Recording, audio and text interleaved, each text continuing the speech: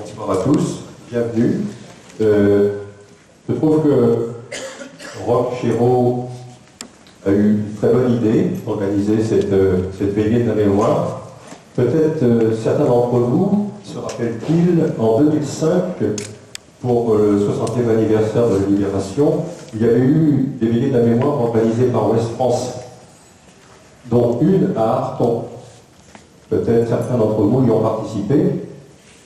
J'y étais, c'était une soirée passionnante, mais à l'époque j'avais beaucoup regretté que Ouest France n'en ait pas organisé à l'intérieur de ce qu'on a appelé la poche sud de Saint-Nazaire. Ça comportait quand même 11 communes, et Arthon n'en faisait pas partie. C'était la dernière commune libérée du sud de l'Esper, le 7 septembre 1944, mais après il est resté 11 communes pour 9 mois de guerre de plus.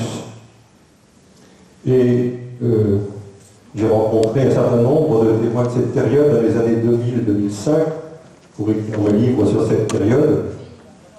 Et j'ai pu constater que ça avait été une expérience très traumatisante pour beaucoup. Et ces veillées, elles ont pour but d'évoquer ces souvenirs, de les partager, parfois de découvrir des événements nouveaux, parce que pendant cette période, on était un petit peu coincé chez soi, il y avait les couvre-feux, on ne pouvait pas aller où on voulait, et donc quand la libération est arrivée, eh bien, on s'est lancé, on s'est marié, on a fait des enfants, on a fait sa vie, et puis comme c'était une période un peu sombre, eh bien parfois, on l'a oublié, l'histoire de la poche. Et il a fallu attendre beaucoup de temps pour qu'on accepte d'en reparler. Et ce soir, c'est ce que nous allons continuer de faire.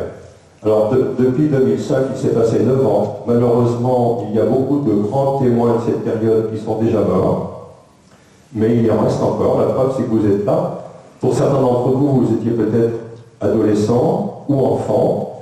Mais la guerre laisse des traces dans la mémoire des enfants et des adolescents. Et puis parfois, on est aussi porteur de la mémoire familiale. Voilà. Eh bien, pour lancer la discussion, on pourrait partir à bâton rompu, je pourrais simplement vous dire qui veut prendre la parole, mais je vais rappeler un certain nombre de faits qui vont peut-être nous aider à raccrocher notre mémoire à des thèmes précis. On ne pourra sans doute pas les aborder tous, bien sûr. Alors, quelques événements marquants. Eh bien, bien sûr, l'arrivée des Allemands en 1940. Tous ceux qui l'ont vécu en ont un souvenir précis. On pourrait parler aussi du passage de Notre-Dame de Boulogne. C'était le 19 juin 1944. Certains d'entre vous l'ont vécu. On pourrait parler de l'évacuation de Babeuf, le 11 août 1944. C'est une période très chaude. Le lendemain, Nantes est libérée. Et ici, on s'attend aussi à être libéré. Un peu trop même. On pourrait parler des 2 avances allemandes du 15 octobre, où Savio et Frosset, qui n'étaient pas encore dans la poche, vont le devenir, et puis du 21 décembre, avec l'attaque allemande sur Chauvet et la Sicodé. Les soldats de Brickmayer qui vont attaquer la Sicodé et qui vont tuer Polono et ses compagnons en haut de la côte de la Malpointe, c'était des soldats qui venaient d'ici, de Savio. Et la veille, ils jouaient aux cartes. Il y a eu des témoins que la veille, ils jouaient aux cartes. Pas plus inquiets que ça. On pourrait parler aussi des évacuations de villages, puisque à chaque fois que les lignes ont bougé, eh bien, de nouveaux villages se sont trouvés trop proches des lignes, dans les no man's land, et ces villages ont dû évacuer. Dans toute la poche, ça a été des centaines de villages, des centaines de familles qui ont dû évacuer. On pourrait parler des réquisitions et du rationnement, avec l'organisation extraordinaire par la fête de gendarme Bouard. On pourrait parler aussi des réquisitions de travailleurs locaux pour des chantiers de défense. À partir de 16 ans, on pouvait être convoqué pour ces travaux. Et par exemple, de cette fameuse tranchée anti-char du dernier hiver de la guerre, 44-45.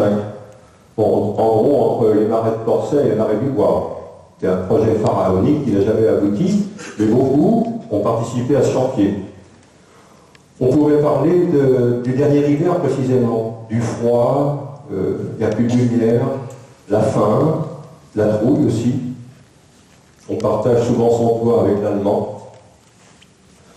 On pourrait aussi évoquer l'accueil d'un certain nombre de réfugiés, des réfugiés de Saint-Nazaire, mais aussi de la Cicaudet,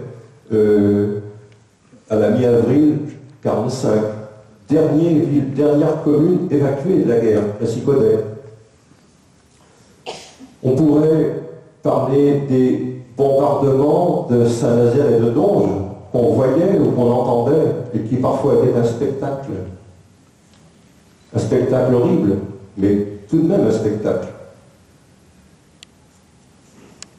Et puis aussi de ces escadrilles américaines qui remontent de Royan.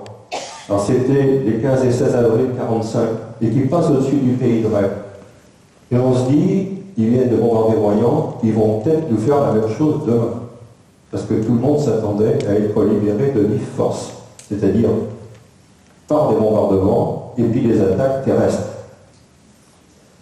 Et puis on pourrait aussi évoquer le dernier jour, celui de la libération. Celui-ci aussi laisse des traces. On pourrait évoquer les drames qui ont beaucoup marqué ici.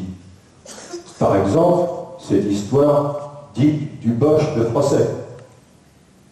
Ce Boche, il portait un nom, c'était le soldat Schwartz. Il venait de Saint-Viau faire ses courses chez Marie-Forest. Et puis il avait deux gars, Louis Brie et André Picard, qui vont le descendre pour lui piquer son fusil. On pourrait parler aussi des pendus du Moulin-Neuf. Jean Rondineau et Alfred Martin. Ça se passait le 12 septembre 1944. De Jean Charpentier, tué à la laiterie, parce qu'on vient à lui voler ses lapins ou ses poules en pleine nuit. C'était le 21 janvier 1945. On pourrait parler des morts de Saint-Viau, et par exemple, ces derniers morts, non pas de la guerre, mais du lendemain de la guerre, puisque ça se passe le 13 mai, à la Brosse, où sont concentrés des prisonniers allemands, mais sont aussi rassemblés des armes, des mines, et là, une explosion, et il y a 5 jeunes FFI de la Vienne et de Dordogne qui sont tués, et 2 facteurs du coin. On pourrait évoquer quelques figures locales, comme Marcel Pouard, 27 ans à l'époque, jeune gendarme, avec sa brigade de 34 gendarmes pour toutes les 11 communes de la Poche, et qui a comme fonction d'être un peu le sous-préfet de la Poche Sud. On pourrait parler de Pierre Chevry, patron de Kuhlmann, déporté et mort à Mauthausen, et puis d'autres figures que j'énumère comme ça, Simone Demey, Marion Hublot, Gaby Coinou-Dutertre, et puis peut-être des résistants et FFI de Saint-Viau. Voilà, j'arrête la liste, elle est très longue, on ne pourra pas évoquer tout ça, mais parmi vous, il y a un ou l'autre de ces thèmes qui vous a peut-être accroché et sur lequel vous aurez envie de prendre la parole. Et pour lancer la discussion, je vais simplement vous dire quel est l'événement au cours de cette guerre qui vous a le plus marqué. Voilà. Franche-Padoue de Corsay. Alors c'est vrai que moi j'allais à l'école et c'est une période qui nous a beaucoup touchés, nous les enfants des écoles. D'abord la présence des Allemands chez nous, c'était pour nous petits gamins, j'avais 7 ans à l'époque, c'était quelque chose de très important, si on peut dire. Me rappeler aussi qu'on a été un an sans aller à l'école à Corsay, puisque les Allemands étaient partout, donc on n'avait plus accès dans les bâtiments. Mais le fait qui m'a peut-être le plus marqué, c'est lorsqu'un jour est arrivé dans la cour chez nous des chevaux avec des comment on appelle ça, leur attelage. Et ils venaient pour occuper une partie de la ferme de mes parents, et donc pour habiter au premier étage, c'est-à-dire au grenier. Le grenier, c'était simplement un grenier à blé, mais les Allemands, ils n'ont pas mis longtemps avec des couvertures et pas mal de choses à se faire 2 ou 3 pièces qui, en fin de compte, étaient assez convenables et n'étaient pas froides du tout, quoi. Alors, forcément, ça a été une peur au début de cette cohabitation, mais je peux vous dire que nous, les gamins, j'avais mon frère qui avait 2 ans de plus que moi, mes sœurs un peu plus petites. Bon, au bout d'une semaine, on était souvent montés au grenier pour blaguer avec les Allemands qui nous faisaient des crêpes, je me souviens encore. Autrement, pas mal, ce serait long de tout expliquer. Il faudrait expliquer mes peurs. C'est l'époque où on n'avait pas de vélo, on partait à pied à Corsay à travers les marais et tout. Et un soir... Le nom de ton village. Chez nous, le Plessis, oui. Un soir, en revenant de l'école, j'étais seul, je ne sais pas comment que ça se fait, et les Allemands étaient dispersés de ci, de là dans la campagne. Et je me souviens que j'avais eu très peur. Et j'avais donc changé mon circuit, que je connaissais quand même bien la région. J'avais changé de circuit pour éviter cet Allemand que j'avais vu en poste. Et manque de chance, parce que 200 mètres plus loin, il y en avait encore un autre qui était aussi lui à son poste. Bon, c'est un tas de choses. Vous parliez des avions tout à l'heure, je me rappelle très bien d'avoir vu l'avion tomber, c'est celui de Saint-Père-en-Bresse, je ne sais pas lequel c'était, de voir les ailes qui tombaient. Oui. Alors, pour la petite histoire, je vais vous dire que quand on est enfant, on n'a pas la même vision que les adultes. Si bien que le jour que les Allemands sont partis de chez nous, c'était fini, ils partaient. Ah ben nous, on est restés les bras ballants en se disant, mais c'est quand même moche, ils s'en vont. Mais c'est la réflexion d'un enfant de 7 ans. Oui. Voilà. Ce petit détail est très intéressant. Je l'ai entendu souvent de la part d'enfants de l'époque. Et ce qui est intéressant aussi, c'est que c'est des choses qu'on peut dire maintenant. 70 ans après, on peut dire ça. C'est-à-dire qu'il y a des enfants qui étaient contents de voir les Allemands. Parce qu'ils avaient un rapport particulier avec les Allemands. Ou les Allemands avaient un rapport particulier avec les enfants. Ils leur donnaient des bonbons. Au début, on s'en méfiait. On disait qu'ils étaient empoisonnés. Et les enfants allaient dans des endroits où les adultes n'avaient pas le droit d'aller. Ils voyaient des choses que les adultes ne voyaient pas. Et les Allemands s'en méfiaient pas. Et parfois, on a même trouvé des enfants qui ont joué des rôles quasiment militaires, du fait de cette innocence supposée, de pouvoir aller partout, d'écouter beaucoup de choses et de voir beaucoup de choses qu'ils n'étaient pas censés voir. Merci. Vous êtes né en quelle année, monsieur Duhaut? Je suis né en 37. En 37, d'accord. Merci. Berthelot Joseph, Saint-Lô. J'étais avec Odysseus à l'époque. Nous étions couchés pour les enfants. Et vers, c'était à l'hiver, il me semble, quelqu'un frappe à la maison. Donc l'oncle a ouvert timidement la porte, pensant que c'était les Allemands, bien sûr. Et stupéfaction, c'était une dame. Une dame qu'ils ont reconnue par la suite. Son fils avait été blessé à la cheminée dans l'après-midi, ayant reçu une balle dans le ventre, une balle allemande, et il a été transporté à la clinique de Pornic. Cette dame, se trouvant seule, sans véhicule, elle est rentrée à pied de Pornic, perdue dans la nuit, elle s'est frappée à la cuissière en passant. Et nous l'avons hébergée pour la nuit. Elle était seule, son mari étant prisonnier. Voilà. Oui, pour moi, c'est peut-être un petit peu... Comment c'est votre un nom? petit peu... Comment c'est votre nom, madame? Demout. Nous sommes réfugiés, j'avais 9 ans en 40, et nous sommes venus de Verdun à Pimbeuf. Nous avons mis 8 jours, exactement, alors que d'habitude on n'en mettait que 2. Nous avons été recueillis par la famille Poulinet de Pimbeuf. Donc on a vécu, bien sûr, les bombardements, les mitrailles, se cacher dans les fossés, tout un tas de choses, tout ce qui peut arriver à ce moment-là. Donc la débarque, parce que un peu bizarre, et ça se mélangeait. Nous on venait dans un sens, les autres partaient dans l'autre. On ne savait plus du tout où on allait vraiment. Vous êtes venu de Verdun, vous dites? Oui. Comment? En voiture, on avait la chance d'avoir une voiture à l'époque quand même. Oui. Nous sommes partis à 5 et arrivés à 5 à Paimboeuf. Oui. Vous êtes resté jusqu'à la fin de la guerre? Non. Jusque-là, maintenant. On est Ah, vous êtes... que breton d'adoption. D'accord. Mais bon, des souvenirs, évidemment, on en a énormément. Et surtout, bon, ça faisait déjà 2 fois que les parents étaient réfugiés, les grands-parents, les parents. Et quand il a fallu partir de Paimboeuf pour aller à la campagne, ma foi, à la Jeannet, en Courset, on a été recueillis par la famille Laurent. On devait être 17 personnes à peu près recueillies à la ferme. Là, vous êtes en train de parler de l'évacuation de Paimboeuf de août 1944, hein. C'est de ça que vous parlez là. Après, oui. D'accord. Donc vous avez été à la campagne, Oui. recueillis dans une ferme. Voilà, oui. Oui. Et vous étiez 17.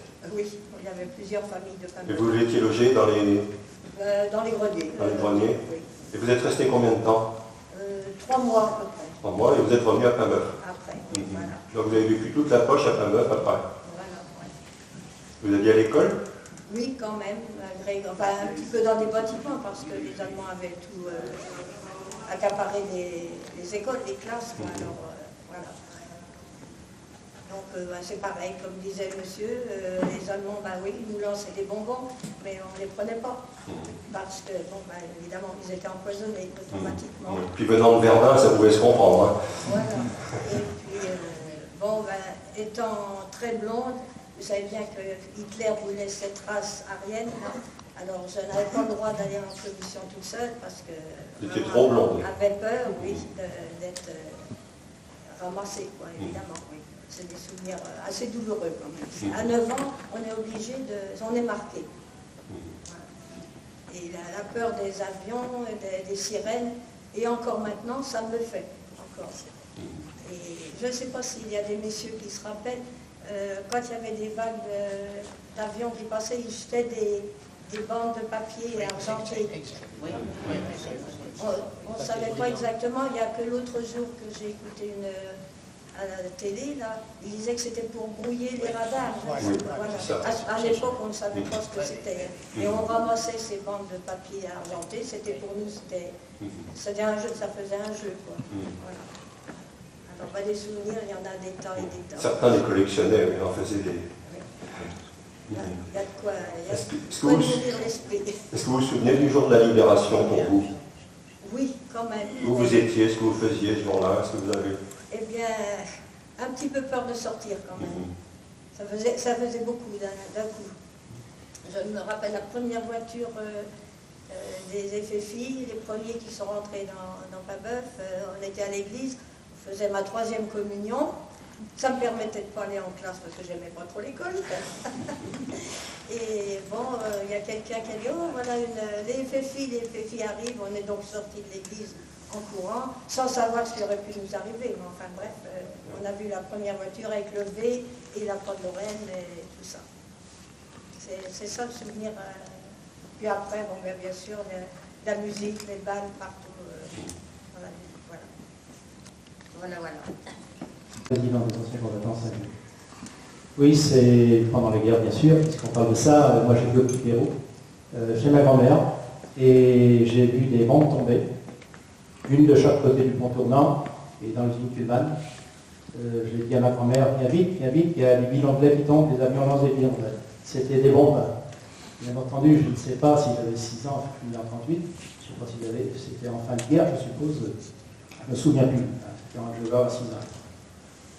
Et ça a été, quand on les a entendus péter, on s'est mis sur la table pour aller à la salle à manger, je vais mieux vous dire qu'on n'emmenait pas l'argent. Bon, une autre fois, j'étais assis sur le bord de la route, il y avait un convoi qui passait, et il y a une roue qui s'est détachée d'un camion qui m'a passé juste devant, à peut-être 1 mètre de moi, et quand le convoi s'est arrêté, ils ont récupéré la roue, moi je suis resté assis par derrière tout le monde. Voilà la petite histoire, mais c'était pas... ouais, je crois. C'était un article qui était paru pour le 50e anniversaire. Oui, alors effectivement, c'est un... Bon, je le résume, l'affaire de Clamorand, en fait, c'est un... Au moment où la poche sud se refermait, la poche sud a mis beaucoup de temps à se refermer. La poche nord, dès le 15 août, c'était réglé, parce que dès que le pont d'Arroche-Bernard est tombé, la poche nord était fermée. Voilà.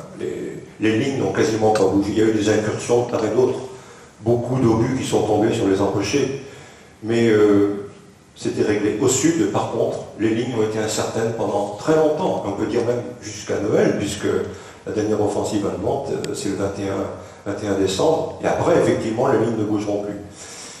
Et donc, au mois de septembre, les Allemands qui tiennent beaucoup à leur présence au sud, pourquoi ils se sont tellement accrochés dans les 11 communes de la poche sud? C'est pour des raisons militaires, de protection du flanc sud de Saint-Nazaire, bien sûr, mais aussi pour des raisons alimentaires. La partie sud, c'est un peu le garde-manger de la garnison allemande du nord. Hein.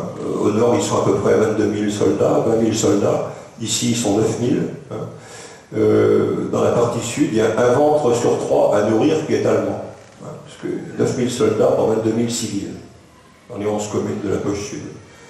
Et donc, quand il s'installe après la libération de Nantes, qui est une période très incertaine, qui dure à peu près un mois, on ne sait pas s'ils vont rester, partir. C'est pour ça aussi qu'il y a des tensions, des coups de main, des exactions diverses. Hein.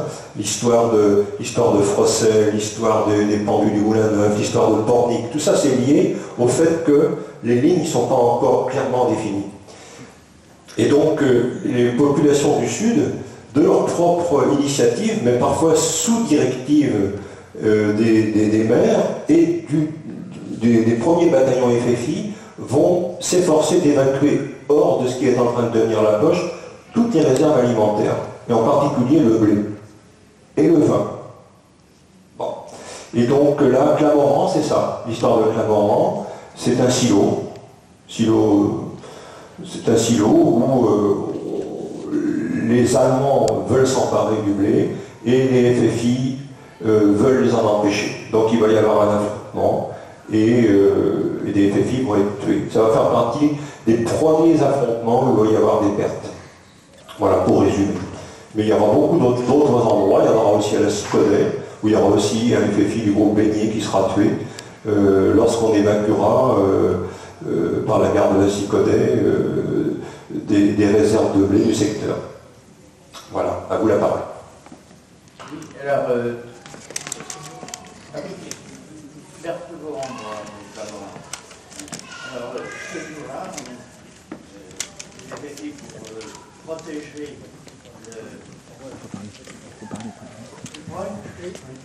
oui, pour protéger l'évacuation du blé, ils avaient mis une avant-garde à Clamorran et une autre au Prémassé. Alors, pendant tout ce temps, on a pris connaissance avec les effectifs. On était tous ébahis en France, voir leurs armes, une mitraillette. Mitrailleuse rebelle, oui, sur le paillet. Oui. Oui. Et la mitraillette aussi, oui.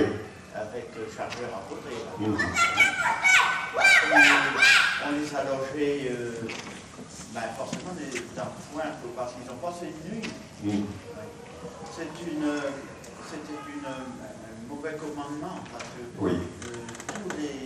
Le blé était parti oui. la veille. Oui. Et puis, ils ont emmené avec eux l'avant-garde au Prémassé. Mais Clamorran, personne ne leur a dit de se retirer. Ils ont été obligés de passer une nuit là, au village. Oui, puis c'était au mois de septembre. Alors, beaucoup avaient que des vestes légères. Alors, pendant la nuit, ils se sont réveillés pour venir nous demander des couvertures. Et ça, puis de l'autre ville aussi. Et puis le lendemain, pendant que nous les restaurions, quoi, avec ce qu'on pouvait avoir, soupe de lait et omelette, ce qui était facile à préparer. Et puis, justement, ils avaient mis tous leurs armes contre la fenêtre, je me souviens encore, et parce que, enfant, on est attiré par les armes, on ne sait pas le dégât qu'elle peut se faire, et puis, justement, c'est là qu'on a entendu le premier rafale de mitrailleuses. Nous ne comprenons pas pourquoi une patrouille allemande, cycliste, avait eu le soin de déposer leur... ils savaient bien qu'il y avait une avant-garde, parce que, avec leurs jumelles de la Chantier. de Saint-Viau, là, du moulin de Saint-Viau. Il avait distingué. Justement, il y avait fait film, mais ils se cachaient mal aussi parce qu'ils étaient montés sur une taille de foin. Et ils sont en alerte. Tout à l'heure, il y avait qu'un guetteur, maintenant ils sont à deux. Alors eux-mêmes, il a dû se cacher mieux. Quoi. Oui, mais pendant qu'il se restaurait le lendemain matin, la mitrailleuse allemande, c'est là qu'ils ont pas tué directement, mais blessé celui qui était resté en faction à la route derrière sa mitrailleuse. Mais il regardait Saint-Père, parce que normalement, il était monté à Clermont pour surveiller la route de Saint-Père, parce qu'il savait que les autres à l'arrière. Ah oui, mais non, mais maintenant, il n'y avait plus personne au mouton qui avait commencé. Alors, les Allemands, c'est eux qui venaient par l'endroit où les FFI auraient dû venir les avertir. Alors, il y en a un qui a eu le courage de, forcément, aussitôt panique à la maison, chacun prend son fusil. Celui qui était le garde à la route, qui était le copain de celui qui était à la route, a pris la jambe à son cou. Il y avait une douve qui allait à la route pour évacuer les eaux du village. Qu'à l'époque, il n'y avait pas de canalisation. Mais c'était au mois de septembre, c'était sec à peu près. Il a un peu porté, mais il s'est protégé. Hein.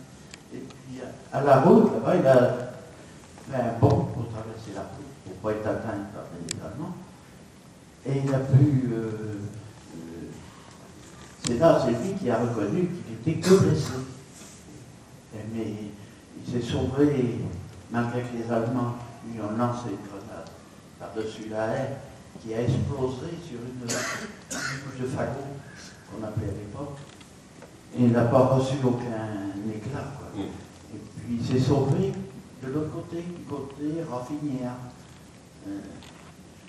Mais il avait quand même, il est resté un moment pour pouvoir dire allez, réveille-toi. Mais il a vu que c'était impossible. Quoi. Alors il s'est sauvé lui-même. Et puis les Allemands ont envahi le village. Ils ont récupéré tous les hommes qui étaient encore dans les écuries. Tout ça. Et puis l'officier attendait le résultat. Mais tous les hommes du village étaient à genoux, là, devant comment dirais-je, un soldat allemand, quoi, qui était devant Choco. Et puis l'officier qui naviguait un peu, il attendait le résultat des recherches. Et lorsqu'ils sont tous revenus, les soldats allemands, qui ont donné non, qui n'avaient rien trouvé d'anormal,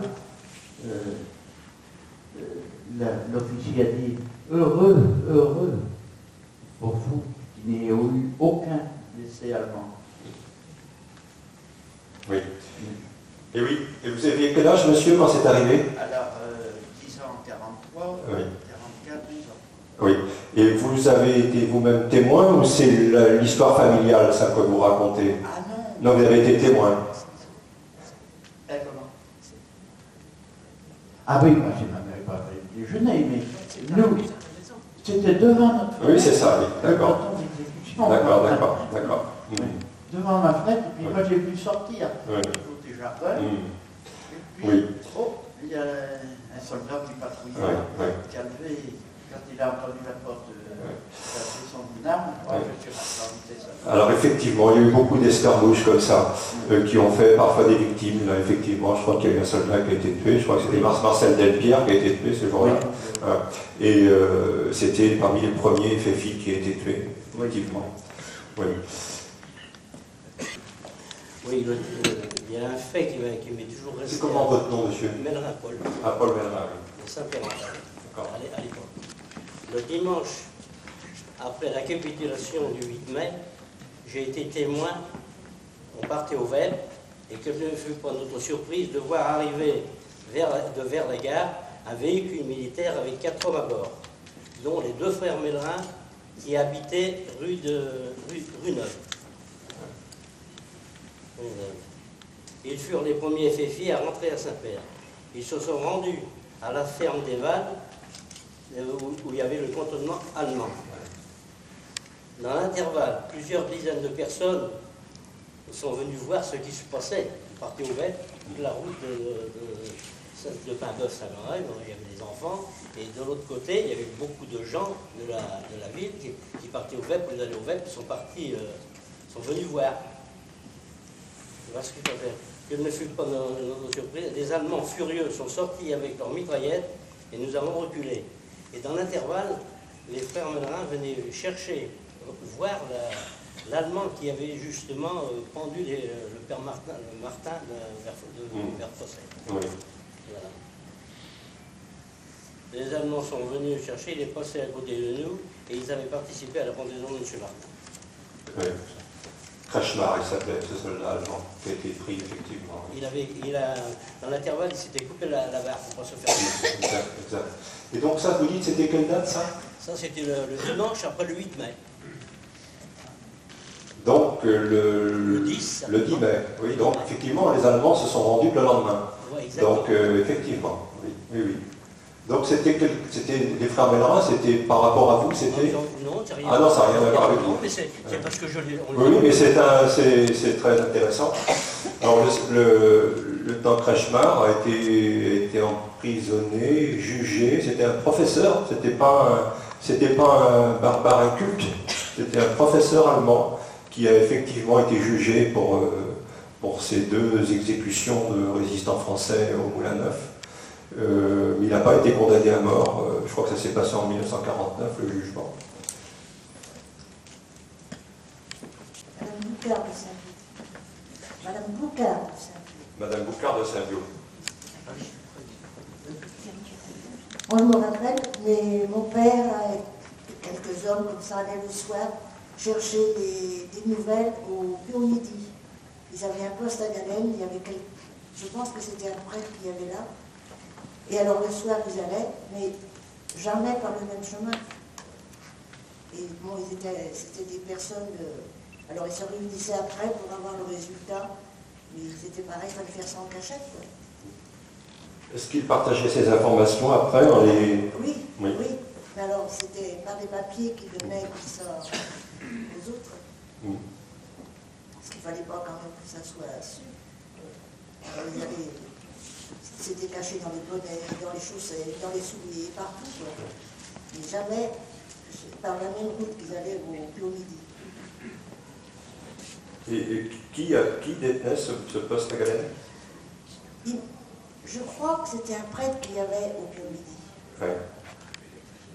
C'était Alors, ce qui est très curieux à remarquer, c'est que pendant cette période, il y a eu beaucoup de personnalités comme ça qui étaient un peu insoupçonnables du fait de leur fonction, comme les prêtres. Et il y a eu un certain nombre de prêtres résistants, ou du moins ayant aidé la résistance.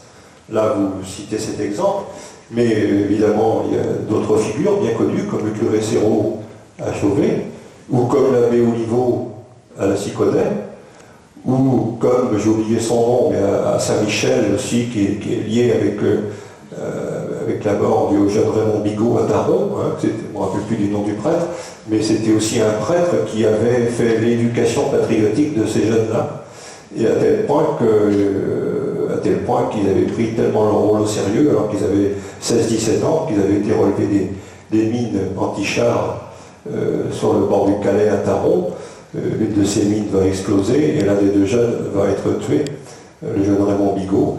Et c'est on peut dire qu'à l'origine de cet événement dramatique, c'est un prêtre qui effectivement avait convaincu ces jeunes-là de s'engager. Suite à ce que dit Mme Boucard, nous étions à l'évolution, mais nous descendions aux prochaines chez M. Guimard pour avoir les mêmes informations, car lui aussi avait un poste en radio. M. Guimard fut maire de Saint-Vieux pendant un certain temps. Martin, mais c'était le duc, il sera Saint-Vieux. Moi, je me rappelle, moi, quand les Allemands étaient sur Rouen, on avait une bête au champ du côté de la route. Et on était pas trop de prisonniers, donc on avait une bonne, on en avait parti pour chercher les vaches. Mettez votre micro plus près de votre Tout bouche. d'un coup, on voit la petite carte en bas de la côte, là, pour traverser, pour venir voir comme ils nous ont dit pour passer. On a eu peur, forcément, et on s'est caché dans le champ, avec Henriette Cheville, qui est décédée maintenant. Et on s'est caché assez loin, qu'est-ce qu'ils auraient fait de nous, ça je ne sais pas. Je vous dis qu'on avait eu peur. Et une autre fois aussi, ils sont venus à la ferme au Pibois, deux Allemands, ils sont partis dans la grange, prendre des pommes de terre, des petits pommes de terre, des sacs sur le dos, mais on n'a pu rien dire. Ils sont partis dans le chemin et puis ils sont venus au moulin. Voilà. Il y a des choses comme ça. Alors, vous évoquez les rapines, hein, les vols, les pillages allemands, il y en a eu. Oui, il y en a eu aussi. Il y en a eu beaucoup. Et aussi des Russes avec des charrettes à 4 roues. Vous allez faire pour le commercial, là. On avait des navets, ils sont venus ramasser des navets, on n'a rien à dire. Hein. Bien sûr. C'était pendant la poche, ça, madame? Non, c'était pendant la guerre, nous ne savons plus exactement quand. Mais effectivement, pendant la poche, ça a été encore bien pire, puisque parce qu'on manquait effectivement de tout, et les Allemands aussi, bien sûr, puisque toutes les réserves de ces 11 communes étaient partagées avec eux, et par l'intermédiaire des maires et du gendarme Bouhard, qui gérait toutes ces réquisitions et tout ce rationnement, de façon à ce qu'il n'y ait pas trop d'incidents, justement, pour limiter le pillage au maximum. Et d'une certaine façon, il a réussi beaucoup mieux que dans la partie nord, où la famine s'est assez vite installée, à tel point que dans la partie nord de la poche, on a été obligé d'évacuer une partie de la population. Il y a environ 40 000 personnes qui ont dû quitter la partie nord de la poche, alors qu'au sud, quasiment personne n'est parti, seuls quelques centaines. Je crois qu'à Saint-Guillaume, je me rappelle qu'ils ont fait des mines. Il y a Rond-Point, en face chez M. Nadio, en face chez Café Le Duc aussi à c'est la niveau, je ne me rappelle plus en quelle année, c'est à la poche là aussi. On allait à l'école, on pensait qu'il y avait des grands troupes, hein. Ils avaient fait des barrages en face de la ferme, plus ou moins sur la route des Bretèches, là. Ils avaient volé des arbres dans le champ de chez nous, et ils avaient coupé les arbres, ils avaient volé des arbres. Ça devait être pendant la poche, effectivement, parce qu'il y avait du pillage de bois pendant la poche pour chauffer, c'était le seul moyen de chauffer les Pour cuisines. chauffer, parce que faire le barrage, ça fait Oui, aussi, bien sûr. Oui. La famine a même régné parmi ses troupes, et en particulier dans ce que vous appelez les Russes blancs. Hein. Les Ostrupen, qui n'étaient ni Russes ni blancs, mais qui étaient encore souvent plus affamés que leurs maîtres allemands. Hein. Ils étaient eux-mêmes très maltraités par les Allemands, et à tel point que vers la fin de la guerre, il n'était pas rare de les voir ramasser les choux des vaches pour en manger la moelle. Ou les betteraves à vache. Dans les rangs ennemis, il y avait aussi un début de famine. Mais il y avait aussi la famine chez les civils français, à tel point que dans les communes, comme à Paimboeuf, ou à Saint-Germain, ou à Pornic, on a été obligé d'organiser des soupes populaires. Moi, c'est l'histoire du Brochet à Saint-Guillaume. À l'époque, j'habitais dans un petit coin, on n'a pas beaucoup parlé.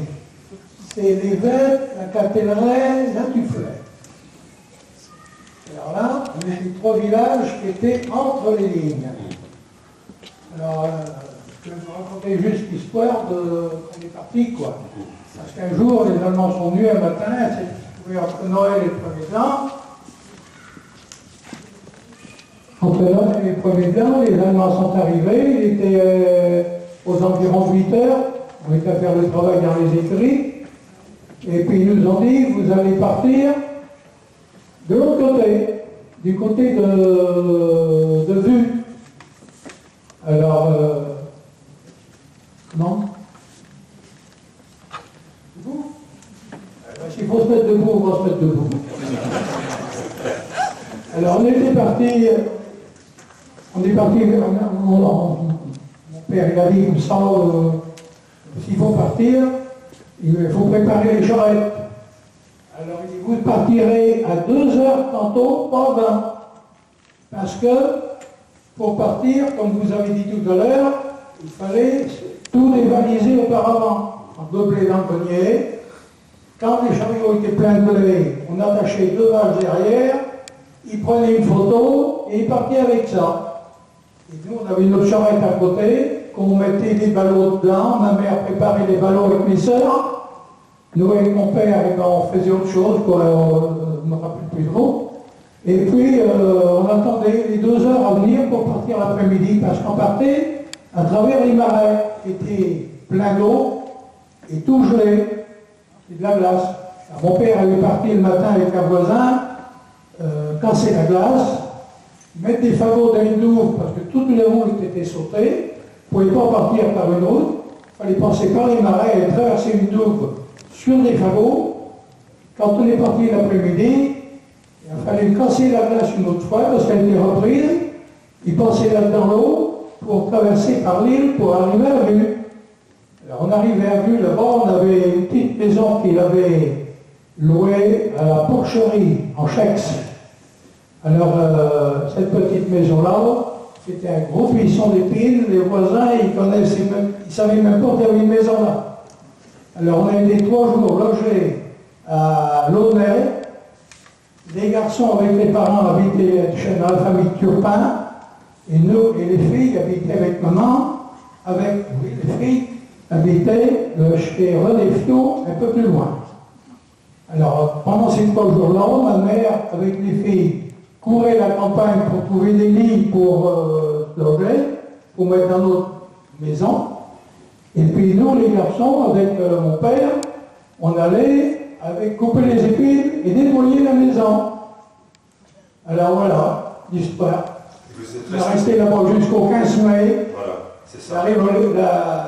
L'armée s'était désignée, mais on n'avait pas le droit de rentrer chez nous, parce qu'il y avait des vols. Alors pendant ce temps-là, c'était des gens d'ailleurs qui venaient prendre ce qui restait des Allemands. Comment vous avez retrouvé votre ferme? Notre ferme, Oui. quand on a parti, ma mère a dit qu'il faut laisser toutes les portes ouvertes parce qu'ils m'ont tout cassé. Et c'est ce qui s'est Alors passé. on a trouvé la maison, dans les marches, les choux étaient déjà à 1 mètre de haut, poussés. Il fallait tout nettoyer, on avait 3 jours à nettoyer. La cave, il y avait environ 50 barriques à l'intérieur. La cave a été vide, pas une barrique.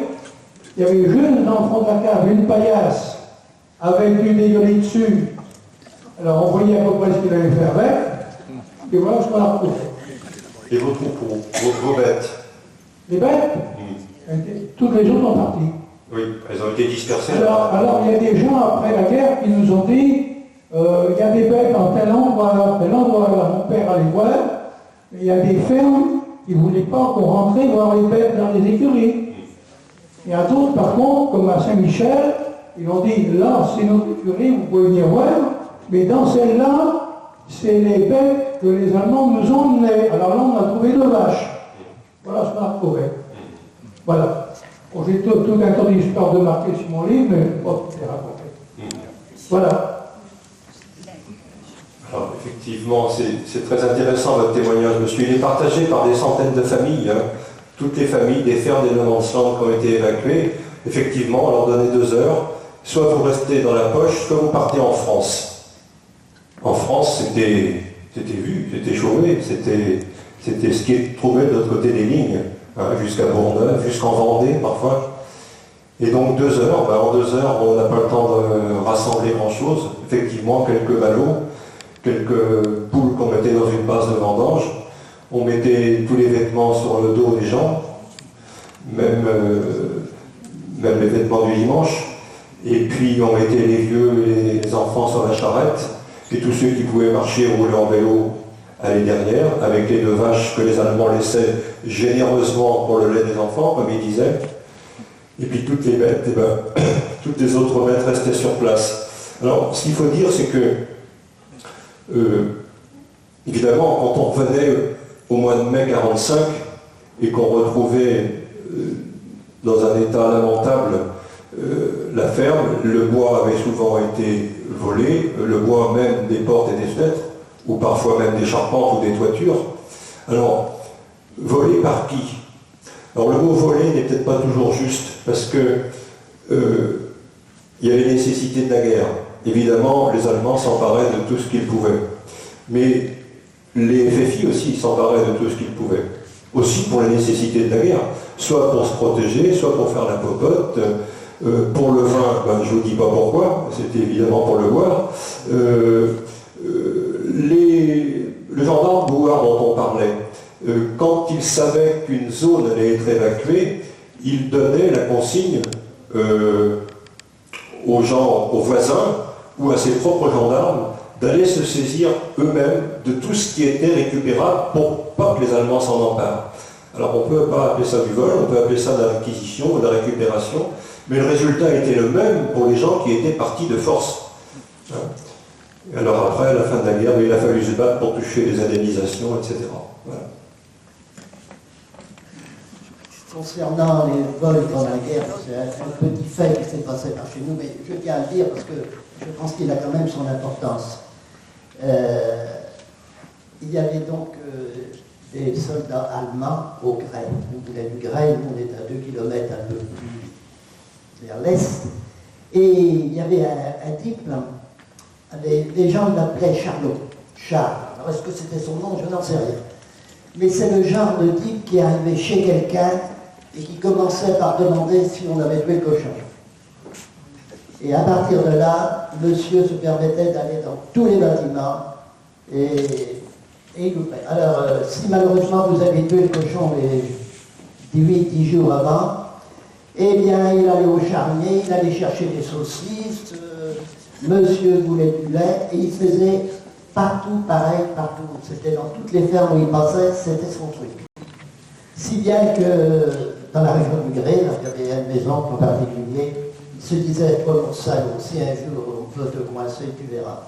Alors il a eu ce type-là, il n'a pas été assez prudent, puisque quand la guerre est finie, il est retourné avec ses collègues au poste du Grès, et là ils sont partis à 2 ou 3 gars avec des fusils de chasse, et puis ils ont descendu, quoi. Mais oui, ils m'ont fait quand même ça. Eh bien non, ça n'a pas été beaucoup dit, ça. Non, ça n'a pas été. Alors, lorsqu'ils sont arrivés dans le camp où il y avait des Allemands, ils ont dit au gars qui était là, va nous chercher Charles. Alors, lui, sans doute, il n'a pas voulu sortir du bâtiment où il était, et il a bien fini par sortir parce que tout était cuit pour eux à ce moment-là. Mais je voudrais revenir sur un autre petit fait qui m'a marqué, moi, en tant que gamin, ça va être très court, c'est le jour où le boulanger est passé avec du pain blanc. Je crois bien que ce soir-là, on aurait pu faire une émulsion de pain blanc.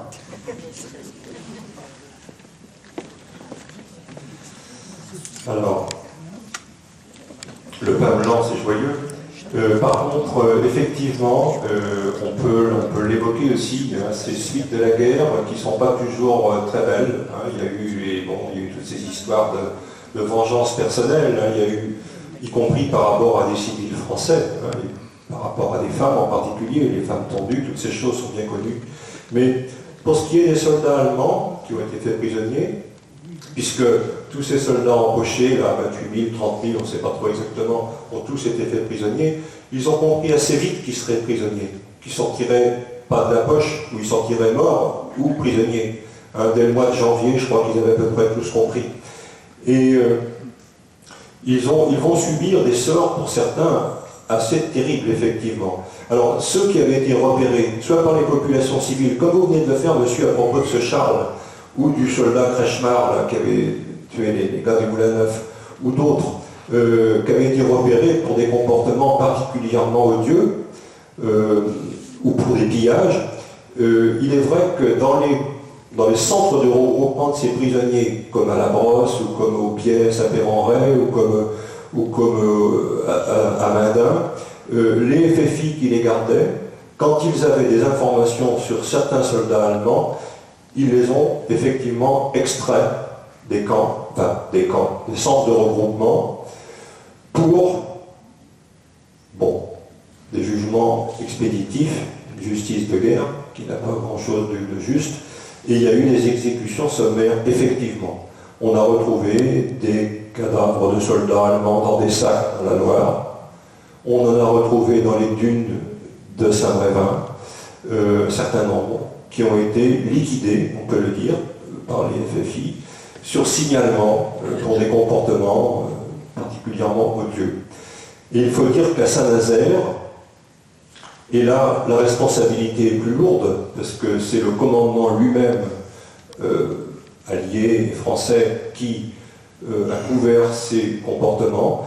Les soldats allemands de la garnison de la Poche Nord vont être, pour certains d'entre eux aussi, extraits des rangs, mais cette fois-ci au hasard, et non pas pour des raisons particulières, quasiment pour des jeux un peu pervers de la part de certains soldats ou sous-officiers, et pendant plusieurs jours, il va y avoir des exécutions sommaires dans la cour de certains soldats allemands, quasiment pour le jeu.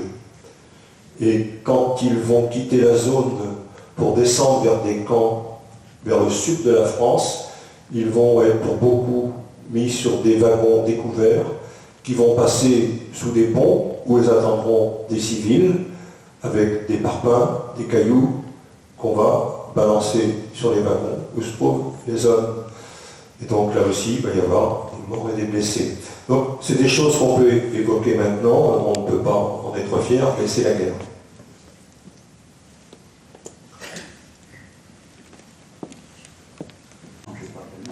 Mais parlez bien devant le micro. Oui.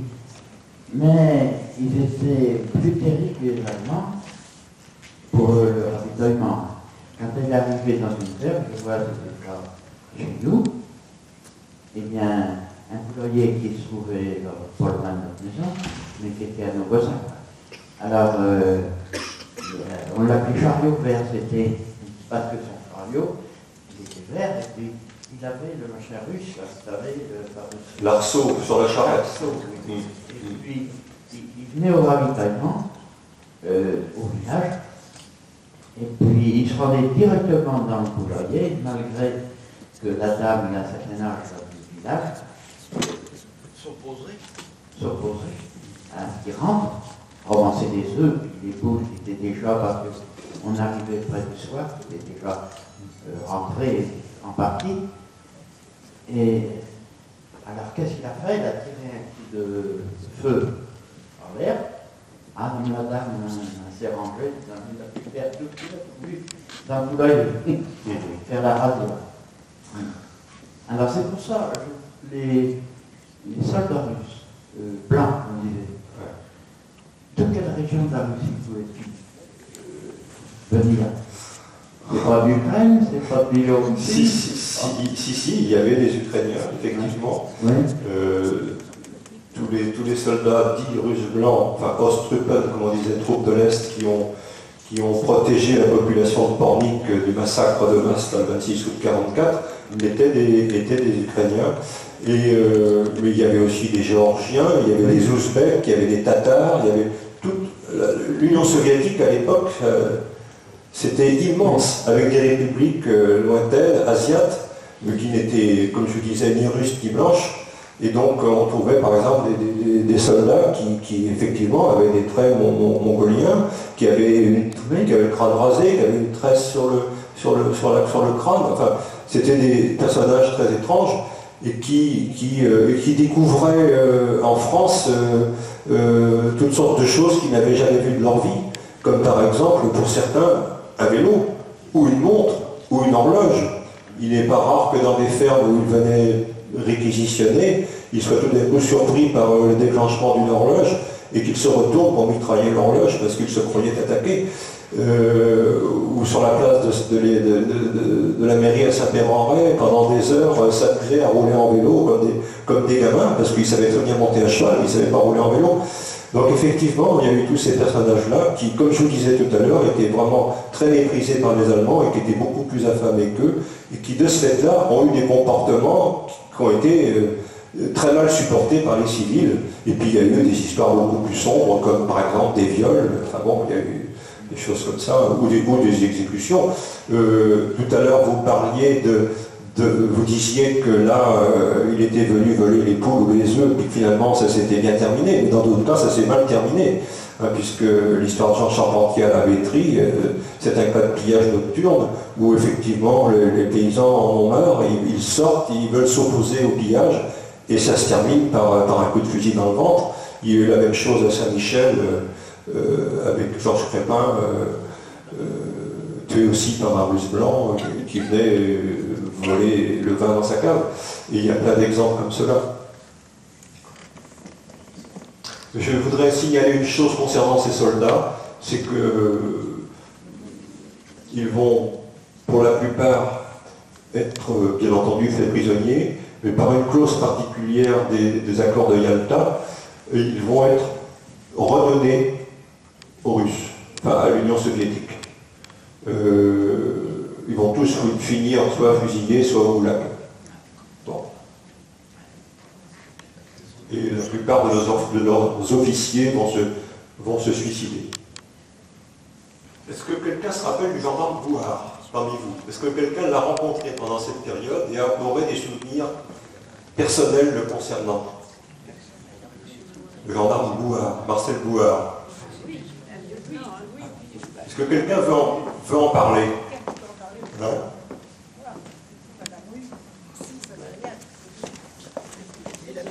Il était d'où ce gendarme? C'est le lieutenant de la gendarmerie. Voilà. Il était réfugié à la maison. Je peux parler devant le micro. Comme ça. Il est resté un moment à la maison, je ne sais pas combien de temps. Vous habitez où, madame? À la Guillerelle. À la Guillerelle. Il est resté un certain temps, mais je ne sais pas exactement combien de temps. J'étais la marraine de sa fille. Oui. Laquelle? La dernière de ses filles. Il avait 4 enfants. Oui. Ouais. Et on a gardé de très bons souvenirs avec lui. Il est parti après aux Indes et tout ça. Et il m'a envoyé toujours ses nouvelles. Il dit toujours. Je pense qu'il est en maison de retraite. Il est à Saint-Raphaël. Oui. Et sa femme est morte l'année dernière. Voilà, c'est ça. Oui. Il est général maintenant. Il est général. Oui. Voilà. On a gardé de très bons souvenirs de tous. Ils étaient très très gentils. Voilà. Vous aviez quel âge, madame, à cette époque-là? Je suis née en 30. Oui, donc vous aviez 14-15 ans. Presque 14 ans.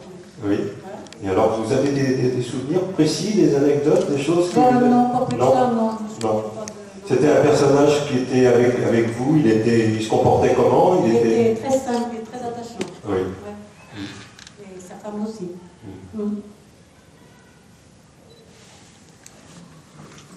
Je suis en contact avec sa fille, je crois que c'est Laurence, celle-ci.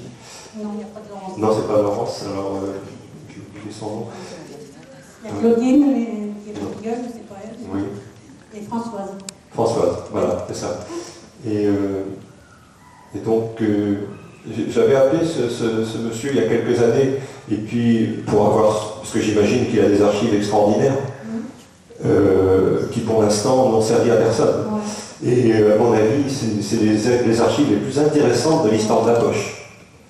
Et donc j'ai contacté c'est plutôt sa fille qui m'a contacté parce qu'elle savait que j'avais écrit un livre où j'ai consacré tout un chapitre à son père qui s'appelle le gouverneur, que j'ai appelé le gouverneur Bouhard, où je décris tout son rôle pendant cette période.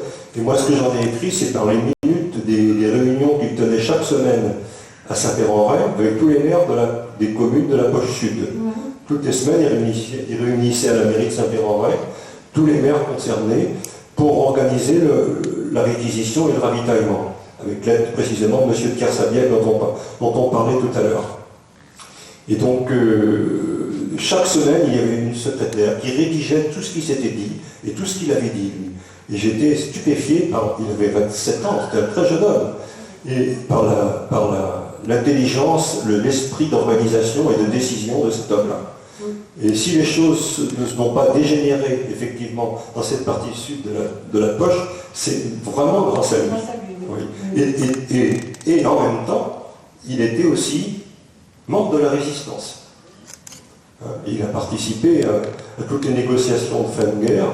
C'est aussi par son entremise que l'affaire de Pornic finalement s'est réglée pacifiquement, hein, la prise d'otage de Pornic. Et à la toute fin de la poche, il se préparait avec ses gendarmes à attaquer la commandanture de Paimboeuf. Il n'y a pas eu besoin de le faire parce qu'ils se sont rendus sans combat. J'attendais le moment où Mme Langrand allait enfin prendre la parole. Mettez le micro devant votre bouche. Le lieutenant Boire, c'était quelqu'un de très discret. Oui. Qui était très estimé de tous les jeunes de Paimboeuf. Je pense qu'il y en a plus de cet âge-là ici à cette réunion et même à Paimboeuf. Bon. Vous savez ce que mon mari vous a déjà dit. Il m'estimait beaucoup. Et je vous dis, très discret, parce que mon mari, il y a 10 ans, il lui a écrit, il lui a envoyé un compte-rendu de ce qu'il avait fait paraître dans la presse. On n'a jamais eu de réponse, mais on a compris pourquoi. Oui. Il ne voulait pas être... il ne rien dire. Hein. C'est lui qui a tout organisé dans tout le secteur vers le sud. Il a fait des choses merveilleuses. Bien sûr. Il a certainement été critiqué comme tout le monde. Mettez devant votre bouche. Parce que tout le monde est toujours critiqué. Mettez devant votre bouche. Oh, je pensais que je parlais. Ne soyez pas trop discrète, comme le vendant bois. Donc, je pense qu'on peut vraiment faire que des éloges concernant le lieutenant à l'époque, le lieutenant Boire. Il est pensé général très tôt d'ailleurs. Hein. Oui. Alors, à mon avis, il est trop discret. Parce que. Enfin, maintenant, je veux dire, pendant cette période-là, c'était tout à fait normal, c'était une qualité d'être discret. Mais je trouve vraiment dommage qu'on ne dispose pas de ses archives personnelles. Je pense qu'il ne veut pas se mettre en avant. Oui, certainement. Il a fait tellement de choses. Oui, bien sûr. Mais bon, ça contribuerait à l'histoire de cette période. Parce qu'ils ne sont pas si nombreux, les gendarmes qui ont eu ce rôle-là si positif. Bon, c'est un gendarme résistant, on peut le dire. Hein. Et donc... La gendarmerie, à l'époque, quand même, il était très aimé des gendarmes, et les gendarmes le suivaient bien. Hein. Ces gendarmes à lui, mais ça... Ces gendarmes à lui, oui, mais ça n'a pas été le cas partout en France.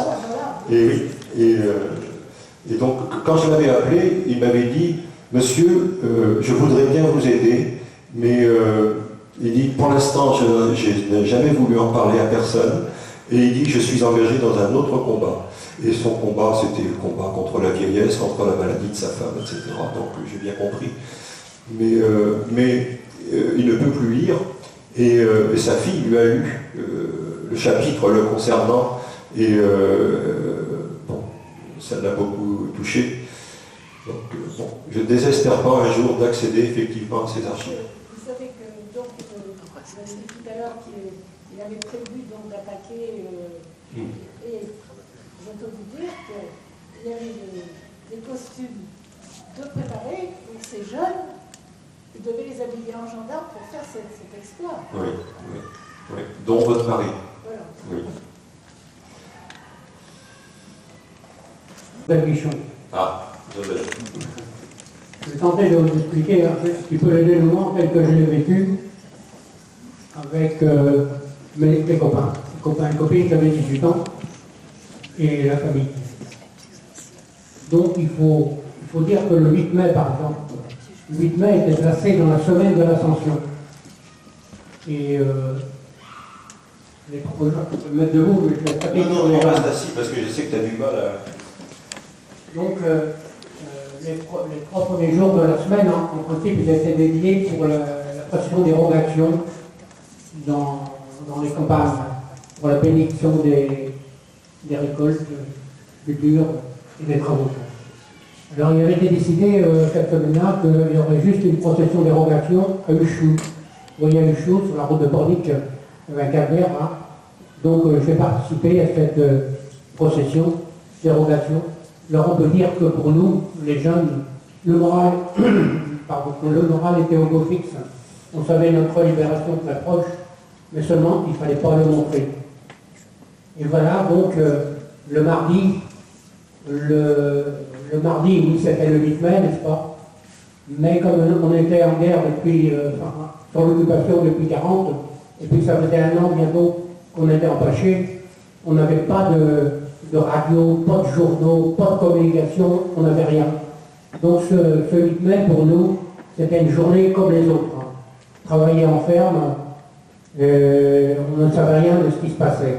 Sauf qu'il y avait quand même, au Mont-Randière, un ancien mécano qui était là, réfugié, M. Verset.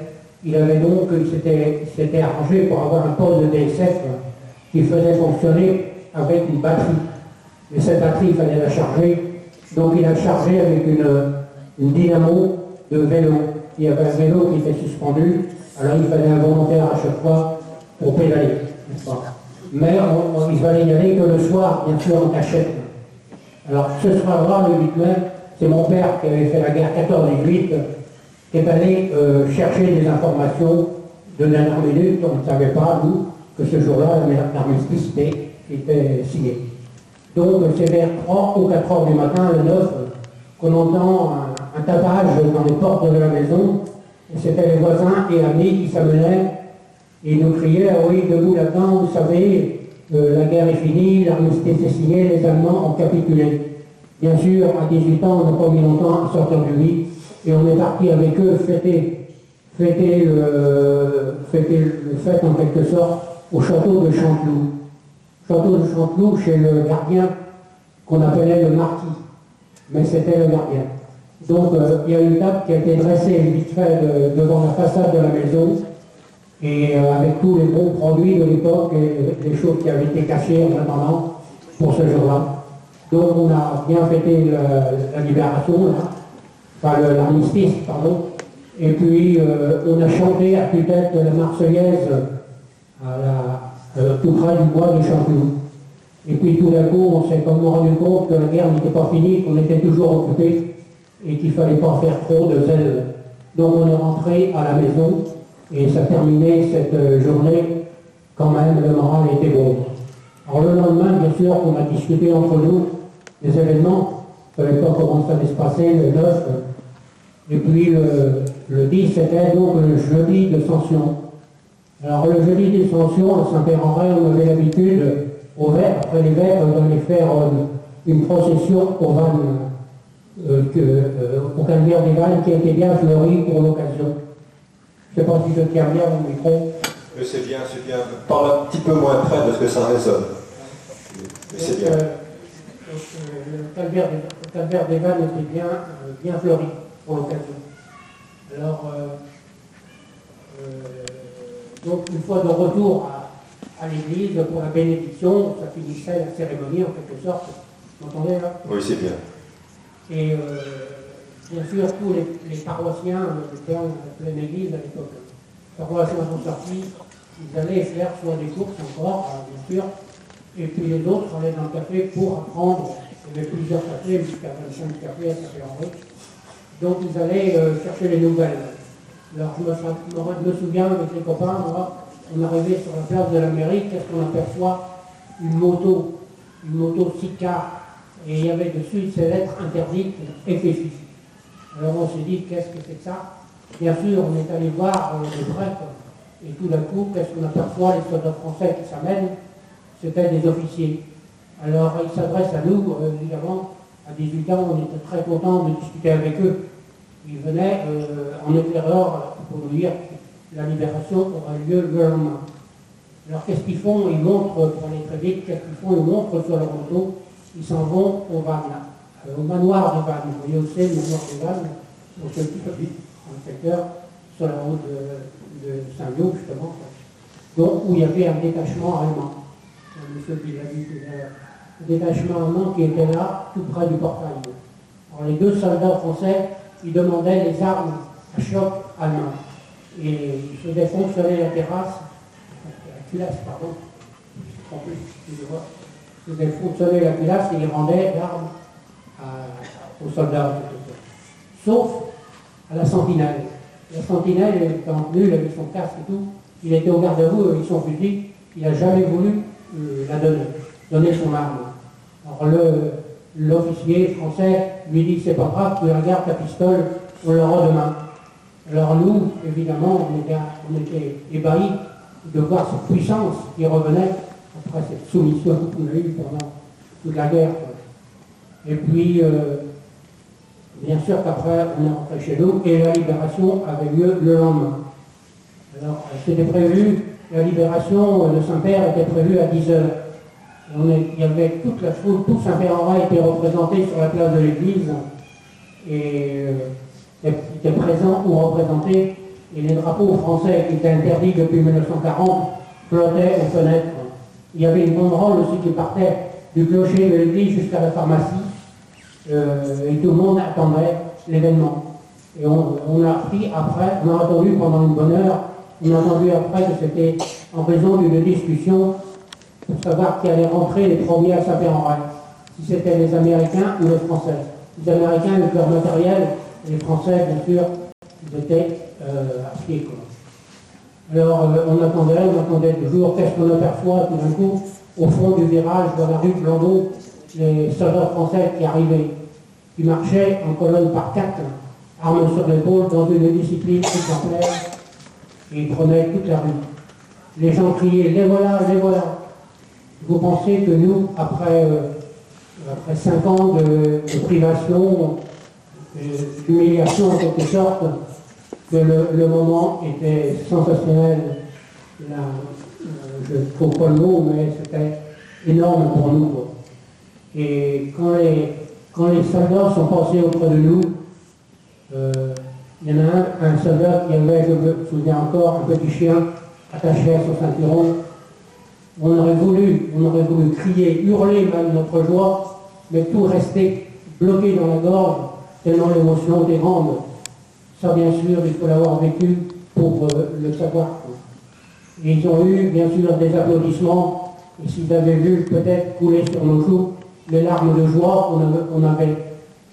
Après, ils sont donc partis par la rue du Temple pour aller sur la place de la mairie. Et nous, avec les copains, on est allés voir les Américains qui avaient rangé leur matériel à partir du cimetière jusqu'au Moulin-la-Rose. Et au Moulin-la-Rose, il y avait des armes, des fusils, des mitraillettes, tout, des grenades et tout ça. Les Allemands, on les avait désarmés, on avait mis ça dans un temps. Et là, il n'y avait personne à garder les armes. Les armes, on en avait marre, on n'en voulait plus, on avait déjà tourné la page. Et puis après, on est donc revenu à Saint-Père, on a vu les soldats qui avaient présenté les armes sur la place de la mairie, mis les fusils en faisceau, et puis c'était la liasse avec la foule. Alors ils sont rentrés dans les cafés, et bien sûr, on chantait ensemble, les gars, les filles, les soldats, on chantait des chansons patriotes ou d'autres chansons. Ils étaient montés sur les tables. Toute la journée, ça a été la fête à Saint-Père-en-Retz. Et puis le soir, il y avait donc un feu d'artifice à la batte sur la route de Pornic. Et ce feu d'artifice avait été aménagé à la hâte, en quelque sorte. Et on est allé, nous, à pied, c'était le seul moyen de l'époque. Et avec les gars et les filles, on avait 18 ans, on était en forme, on pouvait marcher. On arrive là-bas, ils allument le feu, et nous avons dansé autour du feu, tant qu'il a duré ce feu, nous avons dansé avec les soldats. Et c'est là qu'on a appris, pour la première fois, on a appris par cœur le chant des partisans. Ah, mille ont entendu le vol noir des corbeaux dans la plaine. Ah, mille ont entendu le bruit sourd de perdis qui enchaîne. Les partisans, ouvriers, paysans, c'est la lame. Ce soir, l'ennemi par le bruit du sang et les larmes. Et à la suite de ça, bien sûr, les soldats nous disent, les soldats français nous disent, vous savez, le couvre-feu n'est pas terminé, il faut rentrer chez vous. Bien obéissant, on est rentré à la maison. Et bien sûr que le lendemain, il y avait des sorties prévues, et nous avons fait la fête pendant plusieurs jours. Jusqu'au jour où nos parents nous disent, il faudrait peut-être commencer à travailler, mais ça, on n'avait pas pensé du tout. Merci.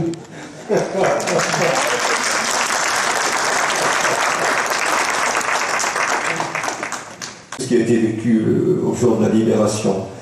Je trouve assez curieuse cette anecdote sur le sidecar des FFI sur la place de la mairie, parce que c'est une scène exactement symétrique de ce qui se passe le 22 juillet 1940, quand les Allemands arrivent à Saint-Père-en-Retz. C'est aussi un sidecar qui arrive sur la place de l'église, de la place de la mairie de Saint-Père-en-Retz. Et on voit 5 ans après, c'est un autre sidecar, mais cette fois-ci c'est un sidecar des FFI. Sur l'histoire des Américains, petit élément aussi de réflexion, c'est que effectivement, il y a eu beaucoup de discussions pour savoir qui entrerait dans les bourgs. Les FFI souhaitaient rentrer les premiers, c'est ce qu'ils ont fait dans la plupart des cas, et parfois même avec des chars, puisque le groupement Beignet, effectivement, va libérer toute la côte de Jade avec ses chars, mais il y a quand même eu des exceptions, parce que par exemple, à la pointe Saint-Gildas, les Allemands qui occupaient cette pointe, avec leurs gros canons, n'ont pas voulu se rendre aux Français. Ils ont exigé que ce soit de se rendre aux Américains. Non. On vient de parler à l'instant de l'armée française de la libération. Oui. Est-ce qu'on sait exactement, lorsque on est libéré, alors il y avait la résistance, il y avait l'armée régulière, alors ça s'est passé comment à la fin? À la fin, il n'y a plus de résistance en tant que telle, il n'y a plus qu'une armée régulière, parce que précisément, effectivement, au début de la poche, bon, il y a un peu de résistance locale, qui n'a pas d'armes, un fusil pour 15, quelques dizaines d'hommes, les parachutages prévus n'ont pas eu lieu, donc il n'y a pas d'armes. Et puis les bataillons FFI vont arriver septembre, octobre, novembre. Le 8e cuir va arriver à la fin novembre du côté de Chauvet, du côté de Haute-Perche. Et donc là, il va y avoir 5500 FFI qui vont garder les 9000 soldats allemands de la poche sud. Mais ce sont encore des bataillons FFI, c'est-à-dire ce sont encore des résistants, comme on peut dire, qui ont déjà libéré leur région. Ils viennent de Vendée, ils viennent de l'Indre, de la Vienne, de la Sarthe, d'un peu partout. Et on dit FFI, mais c'est FFI, FTP. Bon. Et, bon, je ne vais pas rentrer dans les détails, mais vous savez que De Gaulle, lors de discussions avec Churchill, Roosevelt et Staline, on va lui imposer de mettre de l'ordre dans ses rangs, dans les rangs de la résistance, c'est-à-dire en gros de désarmer les communistes, c'est-à-dire de désarmer les maquis FTP. Et donc tous les soldats, tous les résistants qui sont dans les bataillons FFI ou FTP vont devoir signer leur engagement dans l'armée régulière. Voilà. Et donc, disons à partir de janvier 1945, il n'y a plus de FFI, FTP, il n'y a plus qu'une armée régulière. Il n'y a plus que le 5e hussard, le 21e Héry, enfin vous voyez, c'est des noms d'unités régulières de l'armée française. Donc quand on dit les FFI, c'est toujours des FFI parce qu'ils ont gardé les brassards, mais en fait ce sont des soldats qui ont fait leur engagement dans l'armée régulière. On est revenu, depuis la création du GPRF de Gaulle, donc en août 1944, on est revenu à la République française. Voilà, donc pour simplifier un peu. Bon. Tout à l'heure, au début, j'ai évoqué un événement qui a beaucoup marqué ici, c'est le passage de Notre-Dame de Boulogne au mois de juin 1944. Est-ce que certains d'entre vous ont été témoins ou ont participé à cette procession, à ce pèlerinage? Ah, je vois, c'est formidable. Alors, est-ce que quelqu'un pourrait, bon, ou deux ou trois, pourrait évoquer quelques souvenirs ne vous battez pas, parce que là, ça va être compliqué, parce qu'il y a au moins 15 bras qui se sont levés. Du coup, il n'y a plus personne. Alors, un homme, une femme peut-être, parce que tout le monde n'a pas vécu les choses de la même façon. Un homme, une femme.